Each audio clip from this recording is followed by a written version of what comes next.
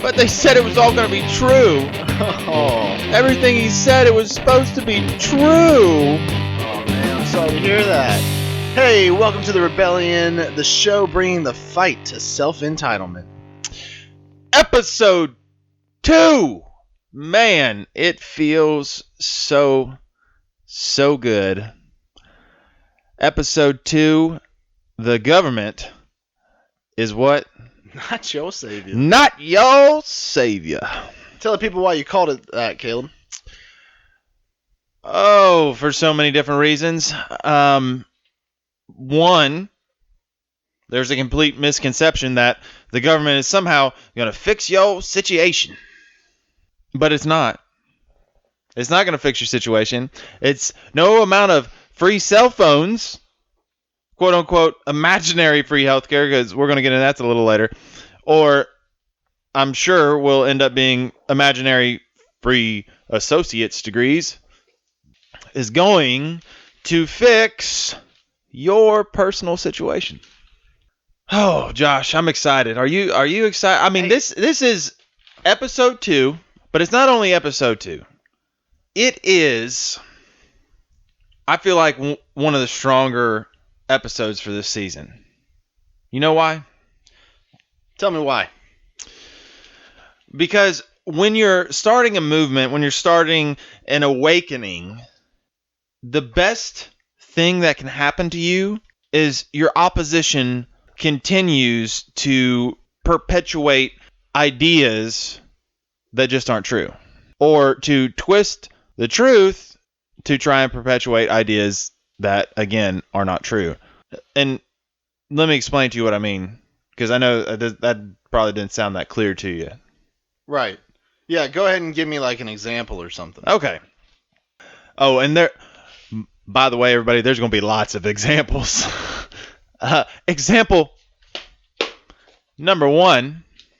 Well, let's start with Mr. Bernie, or as Josh likes to call him, Mr. Sanders. He's what, Josh? I think he's a character. You think so? I have a whole screenplay written in my head for Mr. Sanders. Yeah? Yeah, it's a movie called The Millennial Messiah. The Millennial.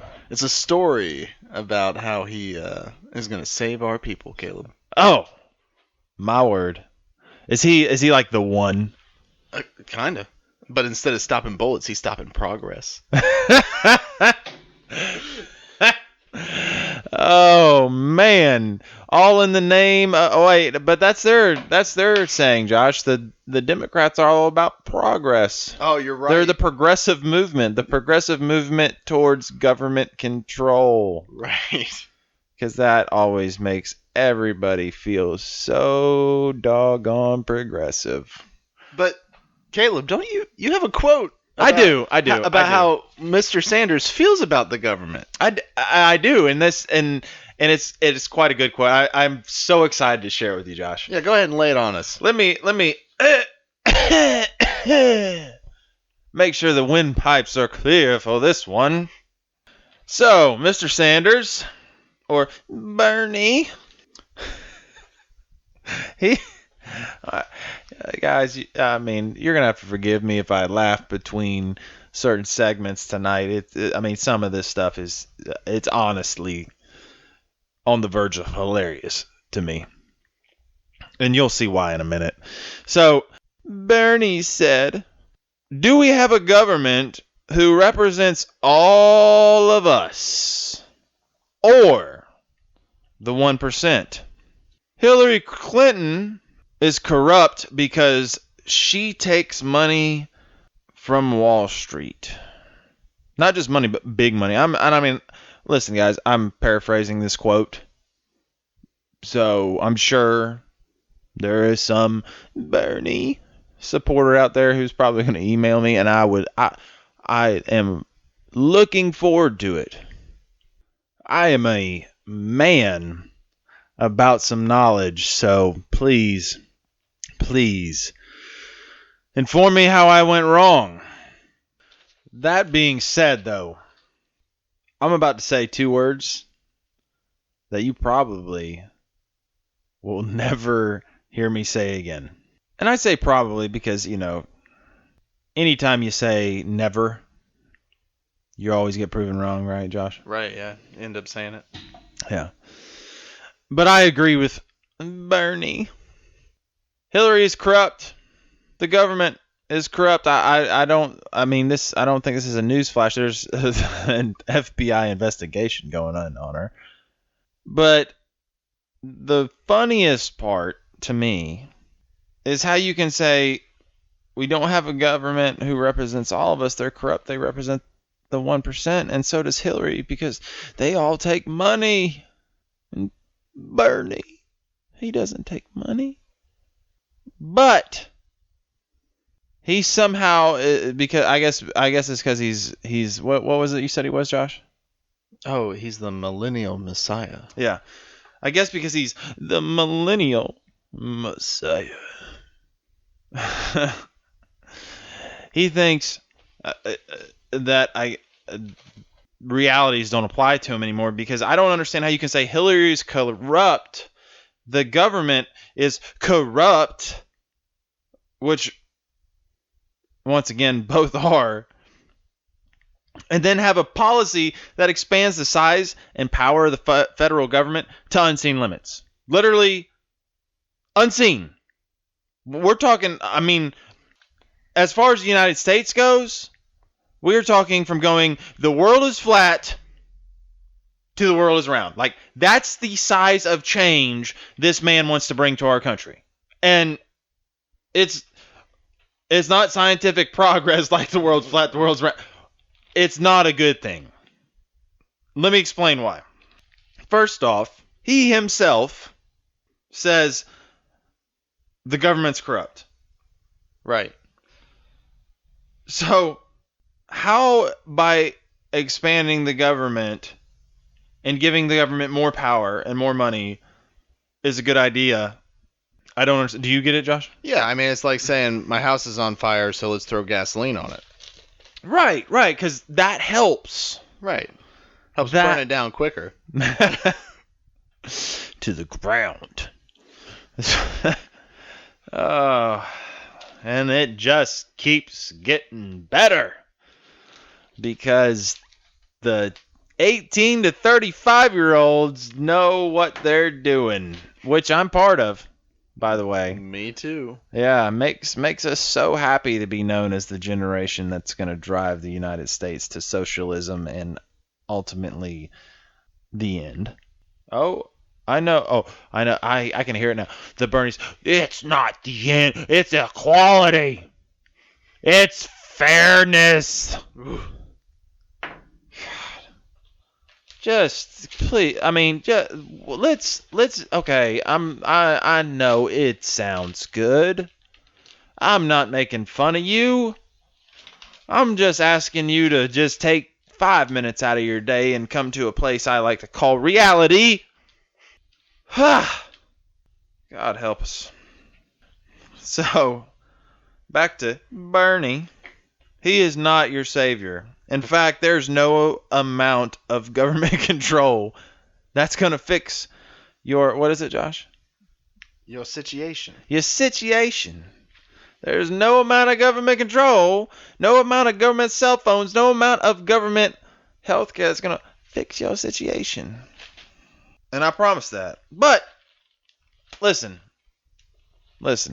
I am willing to hear out the opposition. I'm even willing to give him the benefit of the doubt that Bernie's an honest, well-intentioned old dude.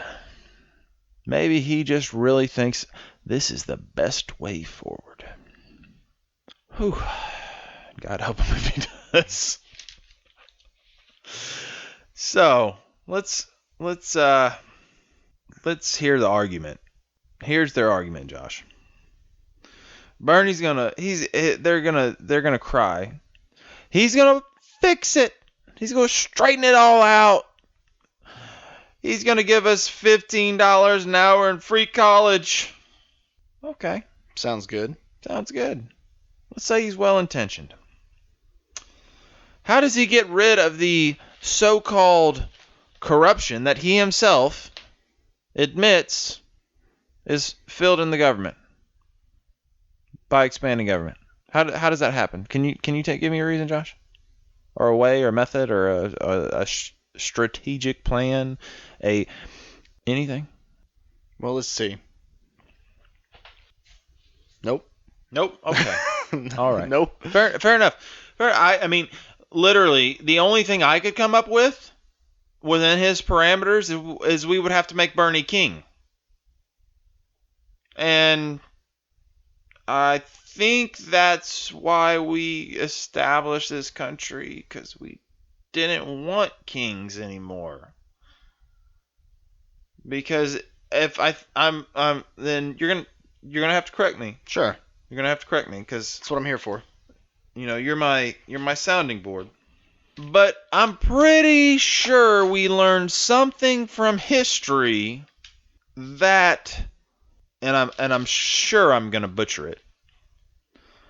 But I think I don't. Have you heard this? Tell me if you heard this, okay? I will.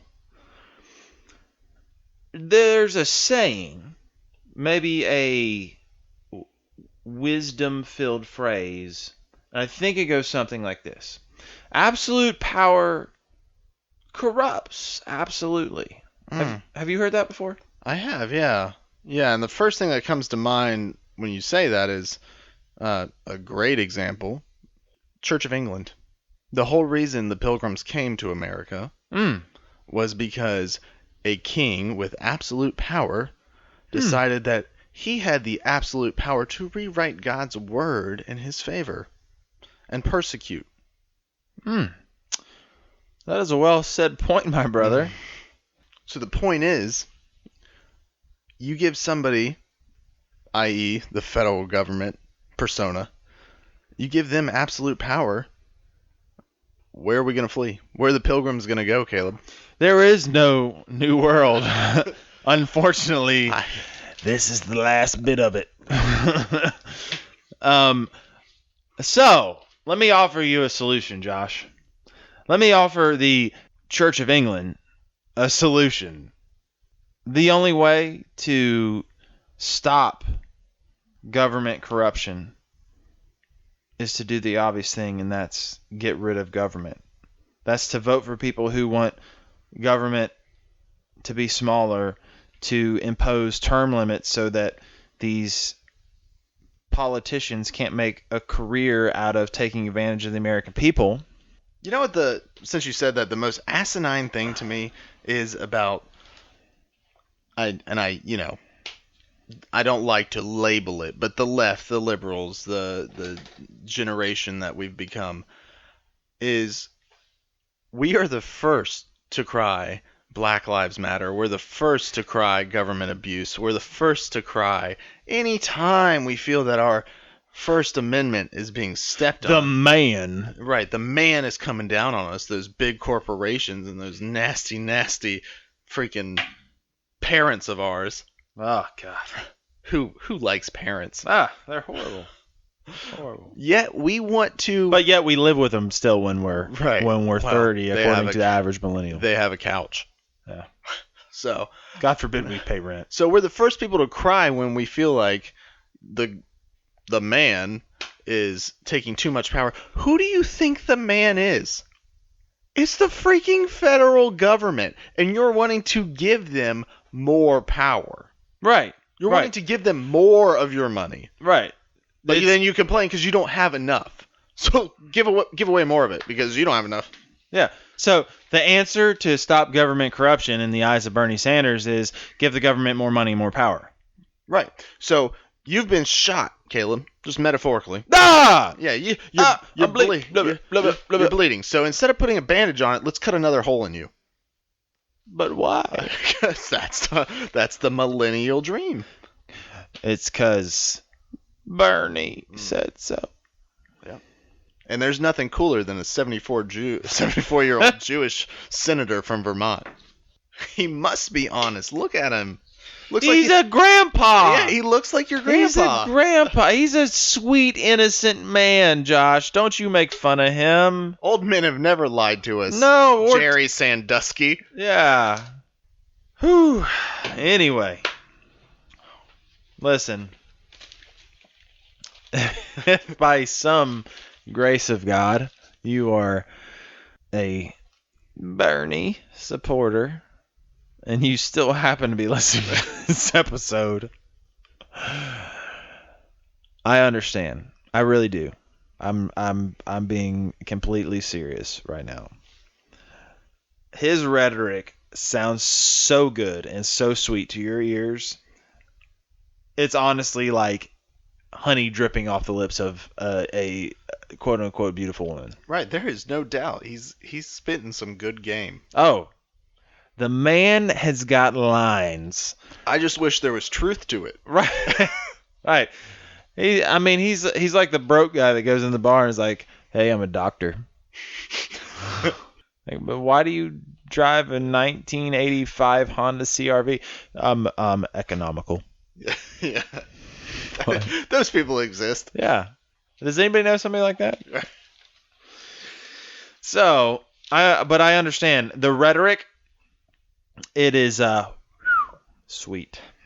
Let me give you another one of his he's got me tongue tied. It's so sweet. Let me give you another one of his quotes.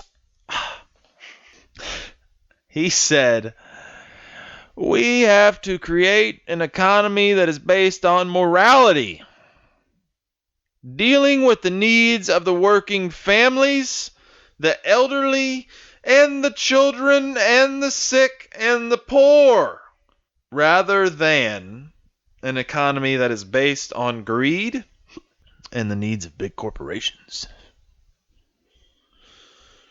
Whew, that sounds good, John. I mean, five people groups he covered in one sentence. I honestly am impressed by his inclusion skills. Right. Well, everybody's a winner these days, Caleb. Right. Where's my participation trophy? Right. Damn it. I tried real hard, so somebody needs to give me some money. At least a ribbon. Right. If you want to make a donation, you can go to... I'm just kidding. That comes later. Right. Oh, boy. So...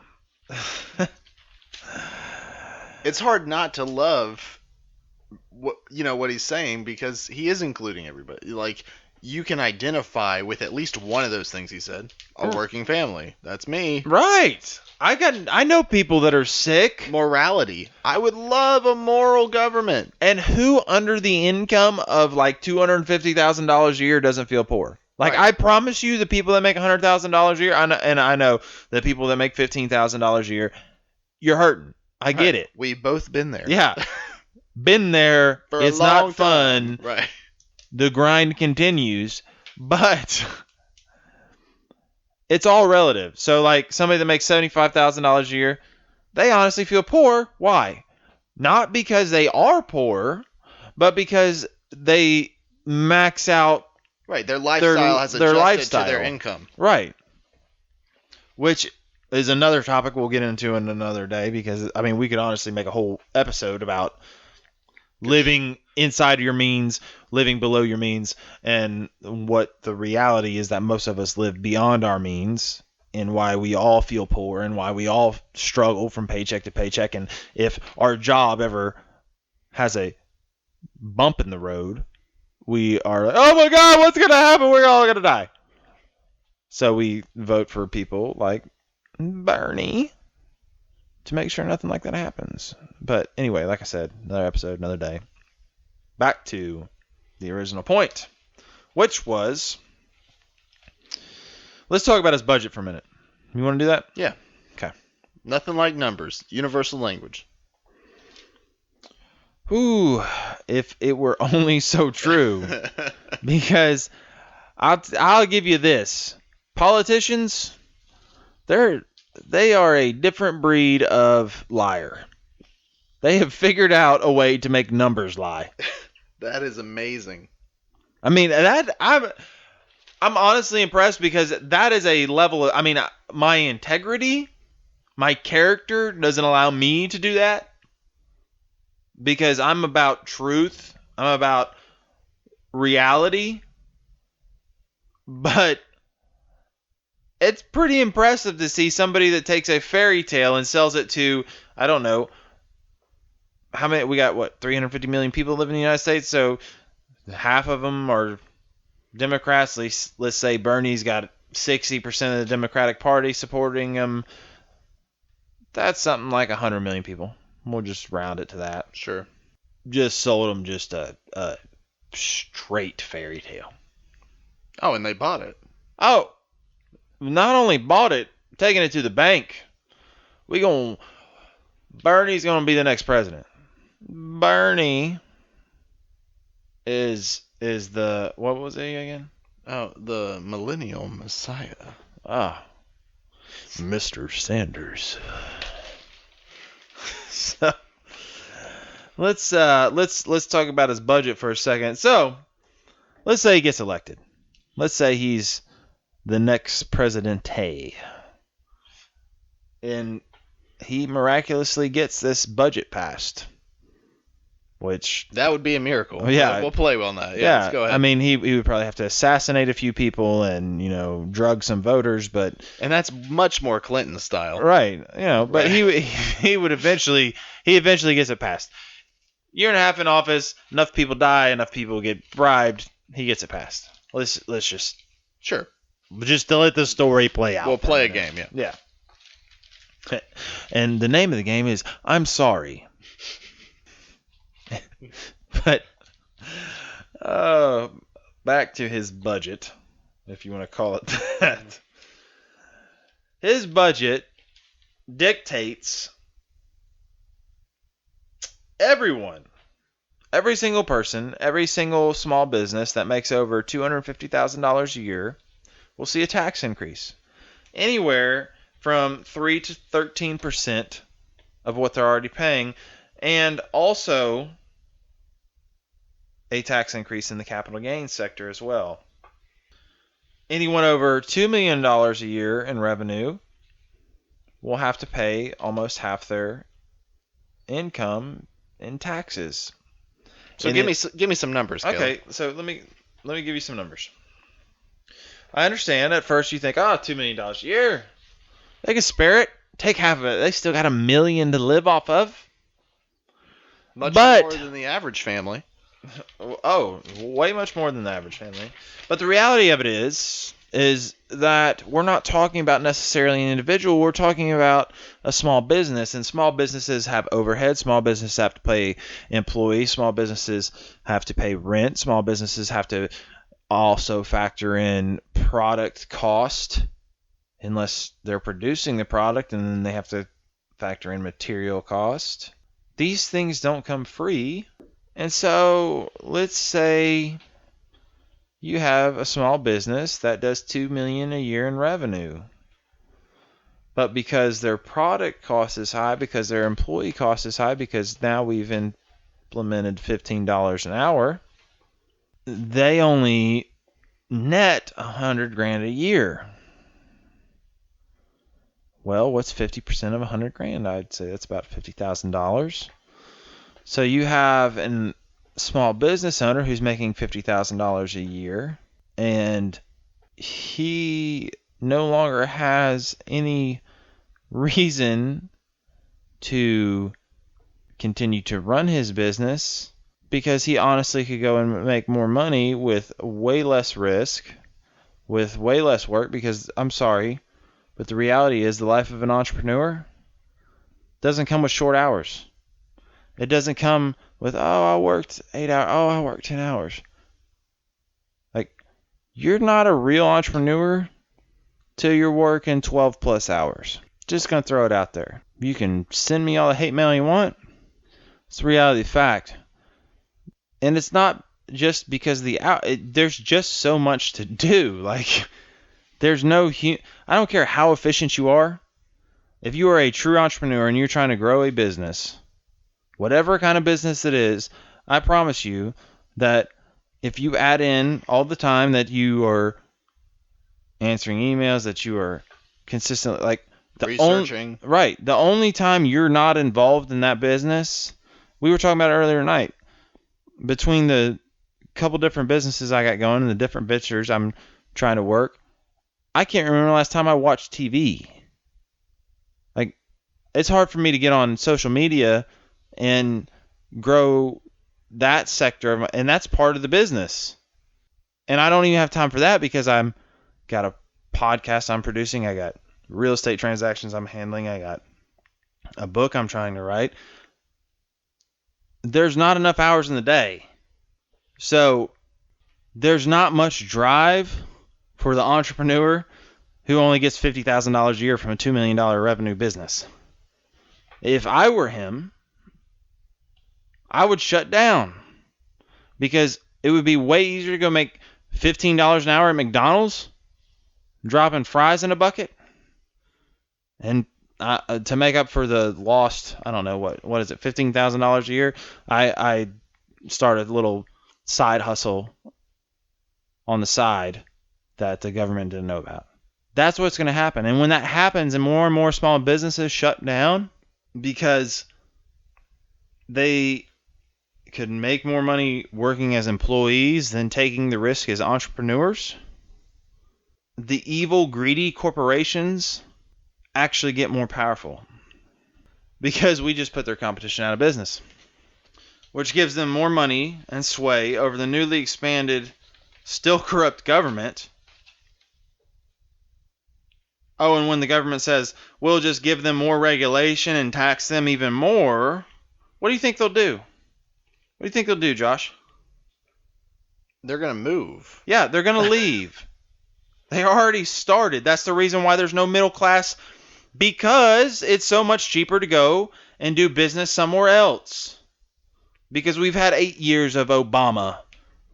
We've had a federal government that's grown for the last, 30 years and put more and more regulations on businesses. We have not given a corporation a reason to work in the United States in 30 years. And then we go, but I don't know why there's no middle class.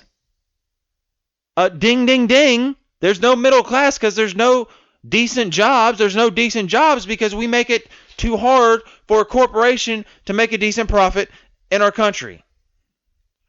And I know but they made $11 billion last year. Yeah, they made $11 billion last year because they didn't hire people in the United States to do a job that they could get done for a quarter of the price in Mexico, Thailand, China, Indonesia. Do I need to keep going? There's ways to solve these problems. There's policies we could put in place. There's regulations we could take off of our businesses to make them competitive again, to make a place for middle-class jobs, but we don't want to do that. It might hurt the environment, or it's going to hurt a union. The union can go. I'm about to step on a whole lot of toes right now, so if you're a union member, pause the show. You might want to turn the next 5 seconds off. The union can go to hell. I understand the premise of the union is a good idea, but at the end of the day, all the union does is take employees' money and make it harder for them to get decent wages under the disguise of, oh, we're going to strike for this or we're going to strike for that to get you more money. They don't care about getting you more money. They care about getting themselves more money. They're like any other big government entity. They say they care about you, take your money, and continue to make your life harder, and then go, but it's the other guy's fault. Honestly, at the end of the day, we need to be putting our votes, our say, to remove regulations, to make it easier for businesses to create jobs here. The most important thing we can do is to acquire skills, real skills. I'm not just talking about, I tried this and I kind of got good at it, or, I can talk a little bit. Like, that's me slamming the stack of paper I have to produce this show. This doesn't happen by accident. Go out, study something, learn about it, execute on it, and do it over and over and over again, like we said in episode 1. Let me give you a little scenario. All about it. If someone came to you today, Josh, and said, I want to invest in your business idea. I got $100,000 and I want to invest in you. Could you pitch them a good idea? Probably could. Could you pitch them a good plan? Probably could. Do you think the majority of millennials could do that? No.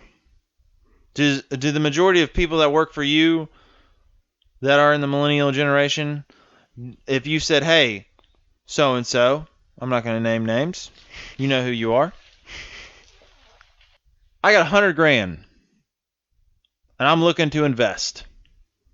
What's your business plan? You think they'd be, oh, well, my business plan is I want to start a company that produces this, and the reason why we're going to produce this is because it's better than A, B, C, D, Y, E, and F. No. Oh, I think but not only is it better than that, we have a better marketing plan. We have a way that we're going to scale this business once it begins to grow. And the foundation of it is all about customer experience. Do you think any, or would it be, well, I like to play with kites. Which option do you think it would be? No, yeah, it's probably going to be closer to the flying the kites.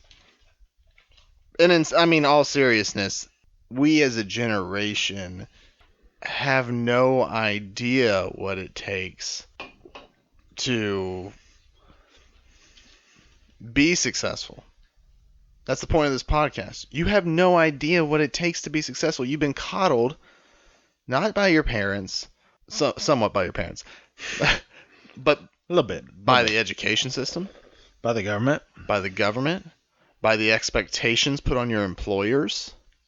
You can't even be told the truth anymore for the fear that it might hurt your feelings. Right. Suck it up. Right. I don't care if I hurt your feelings. It's a job. It's a contract. You know what you used to get hurt 50 years ago? Your face. 100 years ago, you used to get hurt your limb. Like, your feelings don't matter. Your feelings don't make products sell. Your feelings don't make you worth anything. The only thing your feelings do is make you weak. Right. And stop feeling like your employer owes you something. You know how to make your employer owe you something? How's that? I'm pretty sure we've stated this a few times.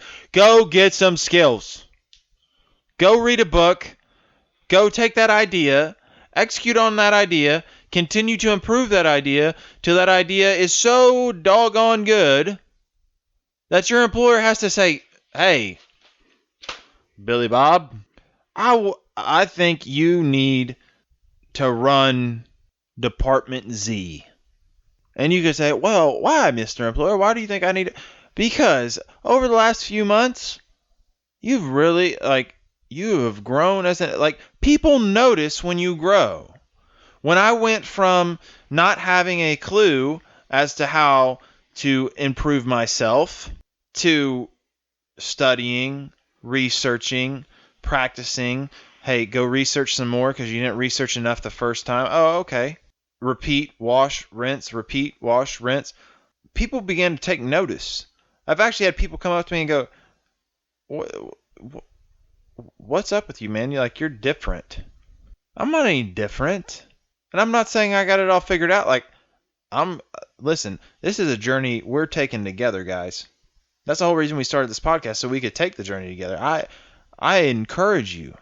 I hope to inspire you. This isn't about telling you how bad you are. This is about telling you how much you are worth and how to build that worth. I'm not going to coddle you and tell you, oh, you're just great the way you are. No. If you got no skills, you don't bring any value to the table. But you can very easily acquire skills. I don't mean easy as in it's not going to take hard work. I mean easy as in it's accessible. You have the internet. You have libraries. Easy as in you don't have an excuse Right. not to acquire skills because it's there for you to take. Right. So, I think we're running a little long. So, I don't want to go too much further because if I feel like we get into the next subject, it's going to be in a whole nother episode. But let me leave you with this, guys. If you cannot answer the question of if somebody came up to you today and said, "Hey, I want to invest $100,000, and I think you're the guy to do it. Tell me what you would do. Tell me what business you would start. Tell me how you would invest my money to turn that into more money. What your product or service would be. How it would provide value. How it would innovate. And if you do know what your product or service would be, is there anybody else in that marketplace? And if there is somebody in that marketplace, how are you better than the rest of the competition?" If you can't answer those questions, let's figure it out. Take some time, figure it out. Because I don't think anybody that's worth serious value is going to come to you and say that they have $100,000 to invest in your idea. But that's where you have to start. If you don't know what you want to build, how can you ever build it? If you don't know what your vision is, how are you going to learn the skills to make that vision a reality? Everyone has a talent. The honest truth is, we're all born with the same qualifications in life. What we choose to do with our mind, our bodies, and our time is what separates us from winners and losers, from a successful and frustrated. That's all. At the end of the day, the government cannot make you successful because the reality is you choose to improve or to stay the same. As always, guys, thank you so much for listening. Thank you so much for giving us your time, your attention. We appreciate it. We can't tell you how much it means to us. If you have any questions, any feedback, any topics you want discussed, please feel free. Email me at Caleb, C-L-A-B, at CalebBradford.com. And guys, leave us an iTunes review. Let us know what you think of the show, what you'd like to hear in future episodes. And as always, you guys keep fighting the good fight, and we will keep leading the rebellion. Have a great week, guys. See you next week.